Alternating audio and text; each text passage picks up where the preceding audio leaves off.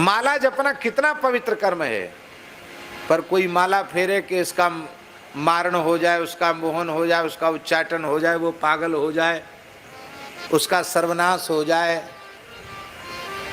तो भैया ऐसी माला फेरने वाला भी नरक जाएगा।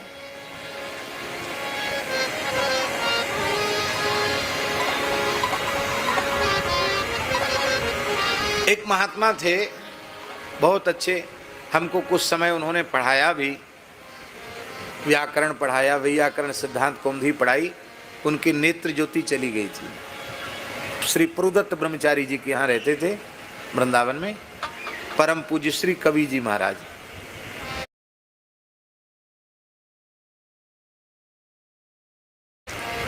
साधु साई नाम तो कुछ दूसरा था उनका, पर कवि जी सब लोग कहते थे। तत्काल काव्य रचना कर देते थे, कविता में ही बोलने लग जाए, ऐसे थे, बहुत विलक्षण विद्वान थे।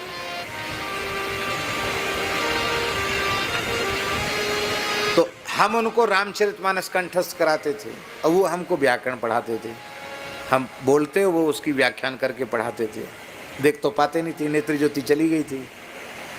तो कहते थे हम बड़े दुखी हैं, जब तक आँख थी तब तक तो रामचरितमानस पढ़े नहीं, और जब आँख चली गई और जब रामायण की चौपाई सुनते हैं तो मन में बड़ी पीड़ा होती है कि हम रामायण कंठस्थ करेंगे। तो हम उनको महाराज जी कंठस्थ कराते थे, एक दोहा पढ़ के सुनाते और ऐसे सुनते, फिर कहते द्वारा सुनाते। फिर जैसे टेप रिकॉर्डर में टेप होता है, तो वो हूबहू वैसा ही सुना देते एक दोहा। इस तरह से 5 दोहा 10 दोहा हम उनको सुनाते और वो तुरंत सुना देते, 1 घंटा लगता लगभग। दूसरे दिन कहते हमारा कल वाला पाठ सुन लो, तब आप आगे वाला पाठ हमसे पढ़ना। तुम हमको पढ़ाते हो, हम तुमको पढ़ाते हैं। तो एक दिन उन्होंने हमसे कहा कि मेरे शरीर के जो पितामह थे वो भी संस्कृत के प्रकांड विद्वान थे और तंत्र शास्त्र के बहुत बड़े ज्ञाता थे। तो उन्होंने मुझे कुछ प्रयोग बताए हैं तंत्र के, सात्विक हैं, उनमें कोई अशुद्ध चीज खाना पीना नहीं है, लेकिन बड़े चमत्कारिक प्रयोग हैं। और मेरे बाबा ने हमको दिया था, कहा था किसी सुपात्र को जरूर देना। तो तुम ही हमें सुपात्र समझ में आते हो, मैं तुम्हें सारे प्रयोग सिखा दूंगा और बहुत थोड़े विधि से वो ठीक हो जाएगा, आपको हो जाएगा, काम हो जाएगा। उसकी जबकि संख्या एक विधि है, उससे आपको सिद्ध हो जाएगा।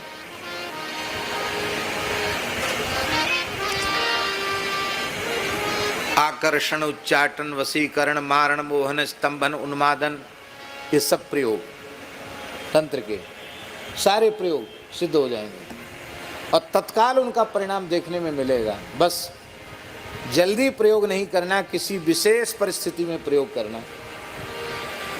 तो हमने कहा कवि जी से कि गुरुजी आपकी आज्ञा हो तो मैं अपने महाराज जी से पूछ लूँ, भक्तमाली जी से पूछ लूँ। अरे नहीं, उनसे मत पूछना, वो मने कर देंगे, उनसे नहीं पूछना। ये तो मैंने बड़ी गुप्त बात तुमको बताई है। हमने कहा हम तो उनसे बिना पूछे कुछ करेंगे नहीं।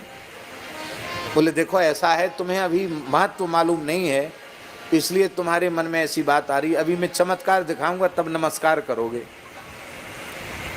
तो प्रतिपदा अष्टमी अनध्याय का दिन आता है, तो दूसरे दिन अष्टमी थी। हमसे बोले कल तो तुम आओगे नहीं। हमने कहा नहीं आएंगे गुरुजी, कल तो अष्टमी है। ठीक है, तुम्हारी भी छुट्टी हमारी भी छुट्टी है, लेकिन देखो कल तुमको शाम को मेरे पास आना पड़ेगा। मैं एक मंत्र का प्रयोग करूंगा और तुमको किसी भी कीमत पर मेरे सामने आना पड़ेगा।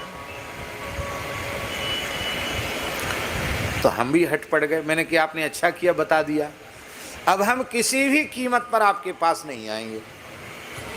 बोले देखते हैं कि तुम्हारी चलती है कि हमारी चलती है। उनके गुरुजी हम भी पक्के हैं बात कि हम नहीं आएंगे। सो शाम के समय ही जब उन्होंने समय बताया था, उसी समय हम संध्या करके जप करने बैठ गए गायत्री का। हम कि हम जप करेंगे तो शायद कोई मंत्र तंत्र हमारे ऊपर नहीं चलेगा, मन में ऐसा हम सोच रहे थे।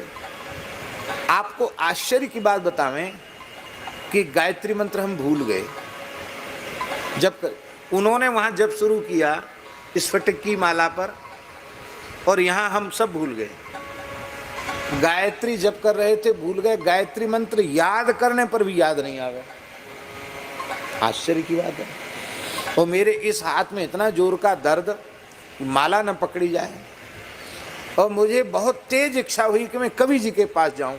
ये भूल गया कि हमने उनसे प्रतिज्ञाबद्ध हैं कि हम नहीं जाएंगे। तो वहाँ महाराज जी के पास सुदामा कुटी में रहते थे, तो बाहर छत पर बैठकर संध्या करते थे। तो छत पर ही आसन लगा रखा था। पता नहीं क्या हुआ, बीच में ही माला छोड़कर, संध्या के पात्र, माला, झोली सब छोड़ के हम दौड़े, भागे। भाग के सीधे प्रोदत्त ब्रह्मचारी जी के यहाँ, कवि जी के यहाँ गए। वो जप कर रहे थे। हमने कहा श्री सीताराम। तो उन्होंने माला रख के इशारा किया, आ जाओ भीतर आए। जैसी आए तो ही हमें होश आया, अरे हम कैसे आ गए यहाँ। हमसे बोले, देखो वो बंदर तुम्हारी माला झोली उठा ले जाएंगे, पंचपात उठा ले जाएंगे, बंदरों का उपद्रव बहुत है। पहले जो छोड़ के आए हो उसको ठीक करके तब मेरे पास आना। मुझे और भारी आश्चर्य हुआ कि मैं संध्या कर रहा था और मेरे पात्र वहाँ खुले पड़े हैं, माला झोली ऐसी ही पड़ी है। बोले माला तो पूरी कर लेते, माला भी नहीं। मैंने कहा गुरुजी हम तो मंत्र ही भूल गए। बोले पहले सामान रख के आओ तब बताएंगे। तो हम सब रख के आए।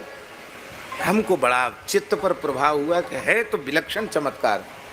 बोले ये आकर्षण मंत्र था, इसका प्रयोग आप करोगे, दुनिया के बड़े से बड़े व्यक्ति को आपके उस मंत्र का जप कर देना, आप